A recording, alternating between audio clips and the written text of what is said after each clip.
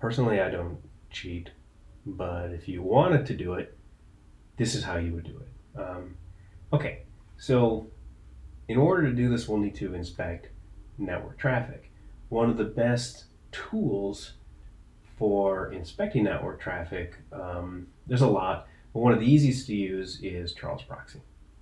So if you're not familiar with it, it's just it's a network analysis tool. You could use any other method in order to do it, but this is just one of the quickest ones um, to do it with. One of the quickest and easiest ones. So, okay, so we've installed Charles proxy. We've configured the certificates in order to inspect HTTPS traffic. Okay, and we want to verify that everything's logging.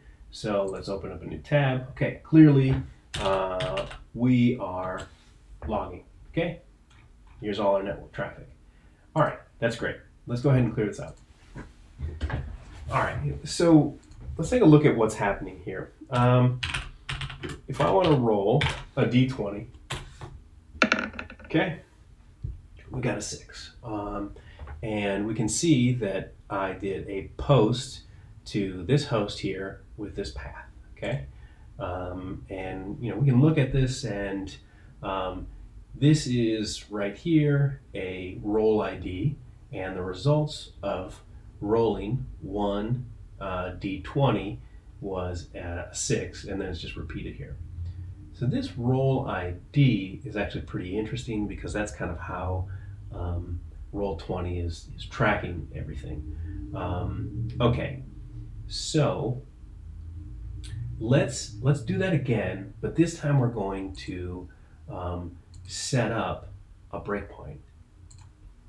Okay, so you'll enable the breakpoints. You'll be adding this in. I've already done it, but it's for a post to HTTPS app.roll20.net, and we'll see it's over port 443 with a path do roll. So you can capture this on the request or the response. For this, we're going to be using the response. So what's going to happen here is I'll make a post to Roll20. Roll20 will, on their end, generate a result ID or a role ID for those results. They'll hand back to the client, which is me, at which point I break it before it gets to me. So let's go ahead and roll that again. Okay. All right. So 1d20. Okay. So we've caught that before it gets posted back to Roll20. And we can look at this and we see that, all right, it's a 10. Okay. So for this, maybe we think that a 10's not high enough. Maybe we want to change that. Okay. So we're changing our 10s to 20s, and then we execute that. Okay. What we see is that it still rolled a 10 here. Okay. And down here, it's, the value that we put in was a 20. Something seems to be wrong with the above roll. It failed verification. So what's happening here? I make a post to Roll20. Roll20 gives me a random number between 1 and 20, and it gives me a results, a roll ID. That gets passed back to me. I post that again to Roll20, at which time the server then looks at that roll ID and says, hey, did you roll a 10 here? Nope, this value came back as a 20. Something's wrong. So we can't directly edit those results. So what we can do, which I found, is we can go ahead and roll a d20, okay? And we want to edit that response. We want to look at it, and we see, okay, What do we get here? Let's move this. We got a 3. So what I found to be the best is that if you edit that roll ID and execute it, it gets tossed away. Nothing ever pops up. So that allows us to actually roll again. And we see, okay, oh, 1. I definitely don't want that. Let's go ahead and get rid of this. And let's roll this again. You can see that, this definitely takes a little bit of time, right? So we've got a 20 here. Let's execute that. Boom, I've just rolled a 20, okay?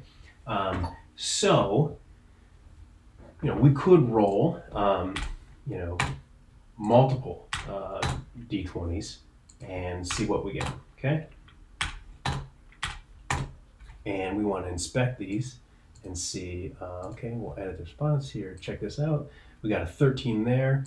Maybe I don't want that one. So go ahead and execute that one.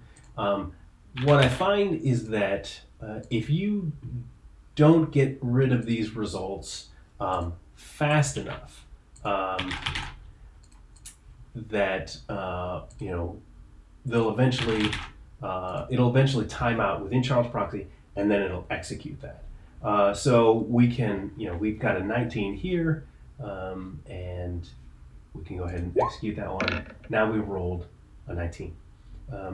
So if you make these rolls and you don't do them, fast enough, eventually it'll time out on Charles proxy, and then it'll post those results. So is there a way to speed this up? Yeah, you could probably automate this in some fashion, but clearly if you're going to be like cheating this way, people are probably going to know when you take 30 seconds to roll a d20. So, but it is a way of getting higher rolls should you actually want to cheat. I didn't do this because I wanted to cheat. I did it because I wanted to know how Roll20 actually worked. And I had emailed Roll20 about this and said, hey, did you know about this? Would you tell this to your developers? And I got a response back that said they would look into it. But what I found, that was like 3 months ago or so. But yeah, it's a pretty significant change that would have to happen. There would be a lot of basically their entire system, should they want to prevent this sort of thing from happening, they would it'd probably be a pretty significant rewrite as to kind of to block these sort of things from happening. And really all we're doing is just capturing network traffic and editing it. We're throwing away bad rolls. So yeah, that's how you do it.